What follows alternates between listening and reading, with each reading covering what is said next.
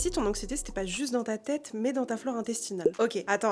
Et si t'étais pas juste une meuf stressée, anxieuse, mais que c'était ton microbiote qui foutait le bordel? Donc, pour te la faire courte, ton cerveau et ton ventre, ils sont connectés en permanence. Ça s'appelle l'axe intestin-cerveau. Quand ton microbiote est déséquilibré ou inflammé, ça peut impacter ton humeur, ton niveau de stress, voire déclencher de l'anxiété. Et oui, il y a des études qui le confirment. On parle de corrélation entre déséquilibre du microbiote, anxiété, dépression, troubles de l'humeur, enfin tout ça. Évidemment, c'est à nuancer. C'est pas parce que t'as de l'anxiété que ça vient forcément de ton microbiote. Il y a mille et une raisons possibles derrière une dépression, une anxiété ou des troubles de l'humeur. C'est multifactoriel, il n'y a pas une seule vérité, mais si t'as des soucis digestifs chroniques, que t'as tout essayé et qu'il n'y a rien qui change, ça peut peut-être valoir le coup de creuser cette piste-là. C'est pas la cause pour tout le monde, mais pour certaines personnes, dont moi, ça a clairement joué un rôle. Il y a un super documentaire sur Netflix à ce sujet, ça s'appelle À l'écoute du ventre, les secrets de votre santé, et ils expliquent comment ton microbiote, ta flore intestinale, peut littéralement jouer sur ta santé mentale, ton système immunitaire, ton sommeil ou encore ton poids. Quand j'ai commencé à traiter mon SIBO et à guérir mon système digestif, je me suis sentie moins anxieuse. C'était pas miraculeux, je vous l'accorde, mais j'ai quand même ressenti une différence.